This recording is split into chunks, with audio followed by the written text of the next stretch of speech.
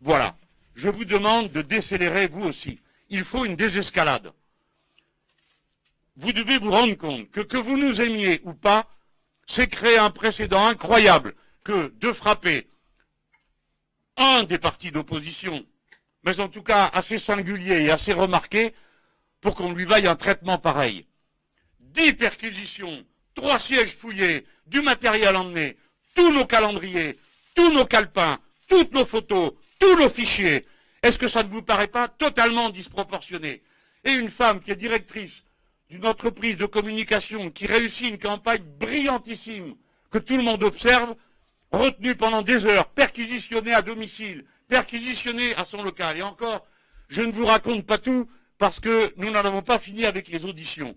Mais je vous garantis que les pieds nickelés qui sont livrés à cette occupation vont avoir le récit de leur peine qui sera donné le moment venu.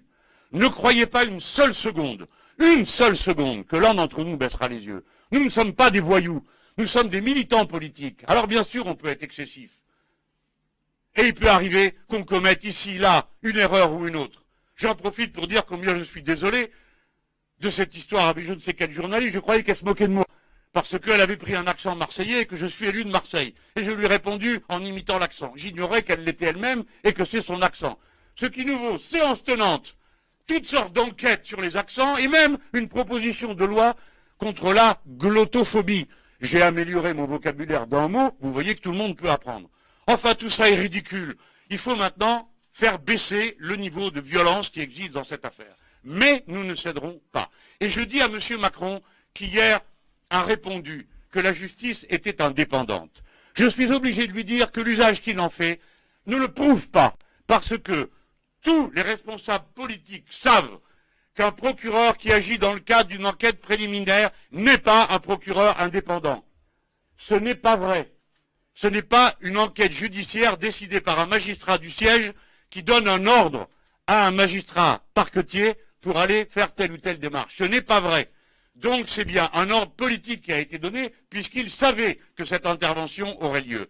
Ils le savaient les deux. Madame Belloubet, qui a été autrefois socialiste et une amie, qui sera donc ravie d'apprendre que ses services disposent donc dorénavant des photographies du temps qu'on passait ensemble dans les années 2005 ou 2006, parce que malheureusement pour moi, je garde toutes mes photos, eh bien ces services en disposent.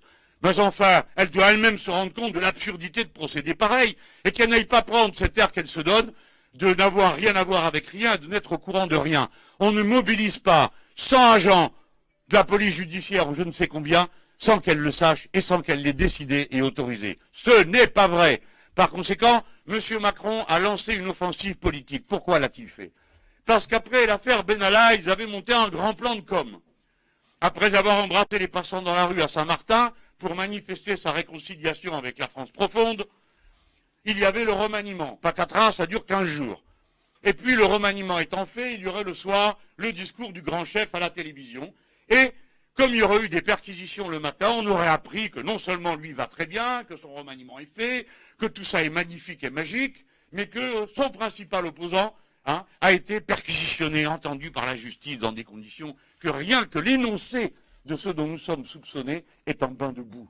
Ou les services qui nous entendent. Nous avons été entendus par l'Office central de la répression de la corruption et de la fraude fiscale. Eh bien, tous ces agents, au lieu de courir après les Panama Papers et d'autres actions de ce type sur lesquelles ils sont, étaient en train d'enquêter sur les comptes de campagne de Jean-Luc Mélenchon. Tout ça est un gâchis absolument inouï. Monsieur Macron s'est lancé dans une offensive politique qui a fait pchit.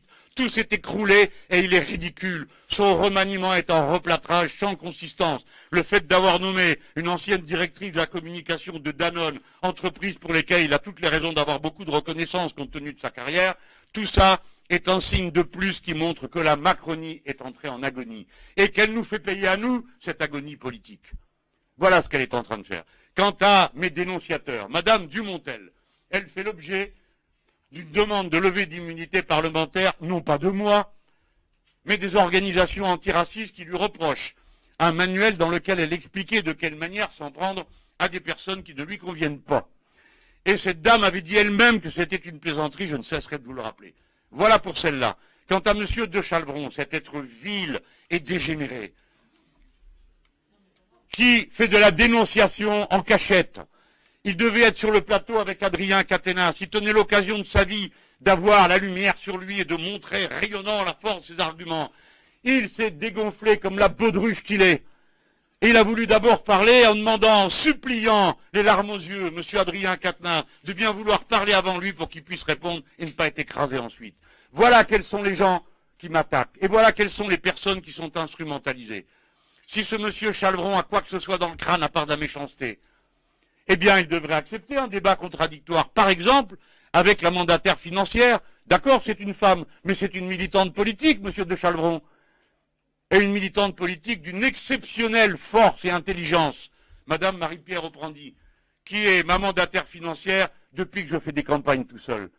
Quelqu'un d'extraordinairement discipliné, qui, prévoyant la perversion de nos ennemis, appelait sans cesse la Commission nationale des comptes pour vérifier que chacune des opérations qu'elle posait.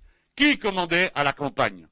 Moi, qui donnais les ordres d'orientation et qui attendait d'être obéi, et qui l'a été. Puis, M. Manuel Bompard, qui dirigeait la campagne, c'est-à-dire tout depuis l'organisation du personnel, qui était coordonné par un secrétaire général de campagne qui s'appelle Christian Marr, et commandé aux différentes équipes qui se trouvaient là, y compris celles de communication, car notre système de communication, qui est extraordinaire sur le plan technique, sur le plan politique, est totalement, absolument, radicalement subordonné à la décision politique, la mienne. Et par conséquent, ce qui était attendu d'eux, c'était qu'ils le mettent dans les termes qui sont ceux de la communication pour que ça fonctionne. Et la troisième personne était Marie-Pierre Oprandi, qui pour chaque dépense engagée devait donner son aval. Et elle le faisait en connaissance de la loi, en connaissance des règlements, avec l'expérience d'une campagne qui avait déjà été menée. Mais qui pouvait prévoir, alors même que nous étions assistés d'un technicien de la comptabilité qui est une personnalité reconnue de ces questions de compte de campagne, une personnalité reconnue, qui a participé à l'édiction des règles d'organisation. Comment pouvait-on prévoir que ces gens changeraient les règles en cours de route et sans nous prévenir, et que pour la même location, dans le même local, pour le même type de surface, pour le même type de prestation, ce qui était vrai à la campagne de 2012 devenait, sans crier gare, et après coup, faux en 2017. Voilà dans quelle situation nous sommes. Vous allez sans doute trouver que, compte tenu de vos bonnes mœurs, je parle trop fort. Et peut-être mes mains bougent-elles trop. Mon visage montre-t-il trop mes sentiments. Je suis un homme, pas une machine. Je suis au terme d'une rentrée politique qui a été bien dense. J'assume mes responsabilités, toutes. Celles dans la campagne, celles dans la conduite de mes assistants parlementaires. J'assume tout, moi personnellement. Par conséquent, il est inutile de persécuter des dizaines de gens, puisque celui qui donne les ordres est devant vous. Il suffit d'en attraper un. Mais encore faut-il avoir des motifs pour le faire. Et il n'y en a pas. Et il n'y en aura jamais. Nous sommes des gens honnêtes. Nous n'avons volé personne. Nous n'avons rien subfacturé. Nous avons passé notre temps à avoir la trouille de sous-facturer. Nous avons déclaré jusqu'à l'air qu'on respirait. Et nous n'avons pas demandé qu'on nous rembourse tout ce que nous avons dépensé. Je le redis. Nous avons demandé 6 millions de remboursements pour 8 millions de dépenses. D'accord? C'est-à-dire que nous-mêmes, nous avons fait la part des choses. Dans ce qu'on croyait avoir fait la part des choses. Les dépenses hors cadre dont on a décidé nous-mêmes qu'elles étaient hors cadre, que donc elles n'auraient pas lieu à remboursement. Sans que jamais nous ayons dépassé le plafond des dépenses. Et je vous rappelle que mes comptes de campagne ont été validés. Validés par celui-là même qui ensuite a été dire qu'il avait un doute et que donc il saisissait la justice et la police. Ça n'a l'air d'étonner personne que la même personne, après augmentation de salaire, après m'avoir validé mon compte de campagne, tout d'un coup se lève un matin et dit « Ah ben tiens, je saisis au nom de l'article 40 parce que j'ai un doute ». Est-ce que ce doute n'a pas été sollicité? Et quelle est sa signification? Parce que c'est lui qui a les moyens de poser des questions et d'investiguer. Ça fait partie de son boulot. C'est pour ça qu'il est nommé. C'est pour ça qu'il est payé. C'est pour ça qu'il a du personnel. Il s'est donc réfugié lâchement, en disant lui-même que c'était sous la pression médiatique. Il s'est réfugié lâchement, en disant que la police et la justice se débrouillent de Mélenchon parce que moi j'ai trop peur. Il a raison d'avoir peur, car je suis en effet implacable dans ma défense. Je trouve que ces façons de faire sont indignes. Partout où cela se sait, que nous avons fait dans le monde, l'occasion de cette intervention policière, partout les messages qui reviennent sont des messages de consternation. Personne n'imaginait qu'en France, une chose pareille puisse être possible. Il n'est pas vrai que d'autres l'aient subi. Ce n'est pas vrai. Des sièges ont été perquisitionnés dans certains cas. D'autres fois, ce sont des personnes pour d'autres dossiers. Mais nulle part il n'y a eu une opération de police de type antiterroriste contre un parti politique et les différentes personnes qui travaillent pour lui.